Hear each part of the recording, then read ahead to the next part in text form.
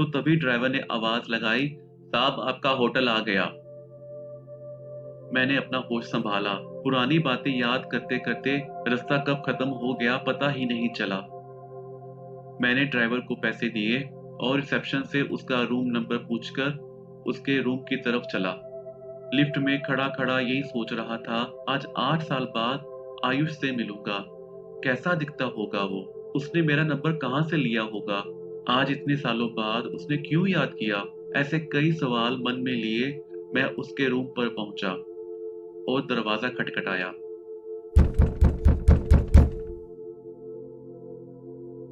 आयुष ने दरवाजा खोला। मैं उसे देखता ही रह गया। ऐसा लग रहा था जैसे 8 साल पहले की नहीं, कल की ही बात हो। आयुष मेरे गले मिला और अंदर आने के लिए कहा, और कैसे हो कार्तिक, हैरान हो गए मुझे देखकर। मैंने कहा, हाँ हैरान तो मैं तुम्हें भी देखकर हैरान हूँ और अपनी किस्मत पर भी। सोच रहा हूँ आखिर इतने सालों बाद मुझ पर किस्मत कैसे मेहरबान हो गई। क्यों, क्या हुआ कार्तिक? कुछ नहीं आयुष, तुम बताओ कहाँ थे इतने साल, इतने सालों बाद कैसे याद किया, और तुम्हें मेरा नंबर कहाँ से मिला?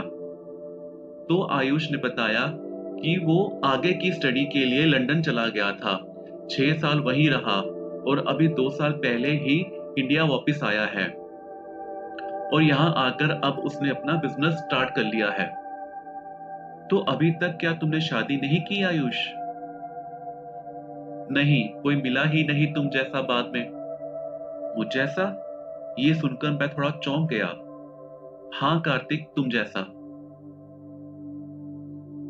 तुम चाहे मानो या ना मानो, लेकिन मुझे तो पता है कि मैं गे हूं और मुझे इस पर फक्र है। मैंने तुमसे ही प्यार किया था, करता हूं और करता रहूंगा। लेकिन आयुष, मेरी शादी हो गई है। हाँ कार्तिक, मुझे पता है। मुझे सारी बात पता चल गई है कि तुमने निधि से शादी कर ली थी और 3 साल पहले तुम्हारा उससे तलाक हो गया है। तुम्हें ये सब किसने बताया? अगर किसी को किसी से प्यार होता है ना, तो वो उसके पल पल की खबर रखता है। मैं चाहे लंदन चला गया था, लेकिन मुझे तुम्हारी पूरी खबर रहती थी। तो फिर तुम्हें यह भी पता चल गया होगा कि मेरा तलाक क्यों हुआ?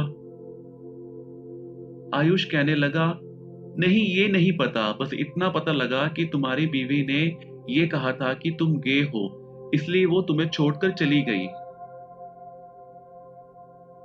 आयुष की ये बात सुनकर मुझे हंसी आने लगी और कहा, हाँ पर शायद तुम्हें पूरी बात नहीं पता। पूरी बात? वो क्या? तब मैंने आयुष को बताया कि एक रात जब हम दोनों सो रहे थे तो मैं नींद में तुम्हारा नाम ले रहा था और बार बार बोल रहा था कि आयुष, तुम मुझे छोड़कर क्यों चले गए, मैं तुमसे बहुत प्यार करता हूं, तुम वापिस आ जाओ। तब ये सारी बातें निधि ने सुन ली थी, तो अगली सुबह उसने मुझसे सारी बात मुझे बताई और हमारा काफी झगड़ा हुआ इस बात पर मैंने ये बात मानने से साफ इनकार कर दिया। कुछ दिन बाद फिर वही हुआ, तो निधि ने सारी बात मोबाइल में रिकॉर्ड कर ली और सुबह उठकर सबको सुनाई। इस बार मैं इस बात से इनकार ना कर पाया। फिर मैंने सबसे कह दिया कि हाँ, मैं आयुष को ही प्यार करता हूँ, लेकिन डरता था, अब नहीं डरूंगा। हाँ हाँ, मैं गे हूँ। और ये कहते कहते मैं रोने लगा, तो कार्तिक ने फिर मुझे चुप कराया और प्यार दिया जैसे 8 साल पहले दिया था। हम फिर वैसे ही जज्बात की रोह में बह गए।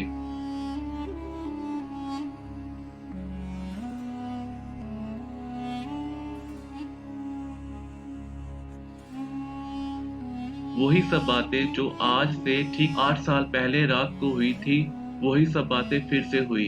ऐसा लग रहा था जैसे 8 साल हमारे बीच कभी आए ही नहीं, पूरा सपना बनकर निकल गए। मैं उठा और वॉशरूम गया तो आयुष मेरे पीछे पीछे आया और कहने लगा, पिछली बार की तरह इस बार तो नहीं बुरा मान जाओगे, कहीं फिर से तो नहीं बोलोगे कि जो हुआ उसे भूल जाओ। मैंने आयुष को गले लगाया और कहा, नहीं नहीं, अब ऐसा कभी नहीं होगा। मैं पहले ही 8 साल इस बात की सज़ा भुगत चुका हूँ, पर अब नहीं भुगतना चाहता। आयुष, मैं तुमसे बहुत प्यार करता हूँ और हमेशा करता रहूँगा।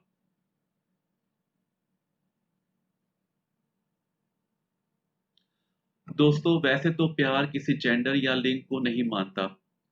प्यार प्यार ही होता है। यह ज़रूरी नहीं कि आप किसी लड़के से प्यार करते हैं तो आप गे हैं। यह भी ज़रूरी नहीं कि आप लड़के हो तो आपको लड़की से ही प्यार होगा। ऐसा बिल्कुल भी नहीं है। प्यार तो किसी से भी हो जाता है, बिना जेंडर, सेक्स, रिलीजन, कास्ट, ये सब चीज़ें फिर प्यार में मायने नहीं रखती। इन सब चीज़ों का प्यार से कोई लेना-देना नहीं है। प्यार एक एहसास है, एक भावना है जो सिर्फ़ दिल से निकलती है और दूसरे के दिल तक पहुँचती है। बस इसी एहसास को प्यार कहते हैं। धन्यवाद।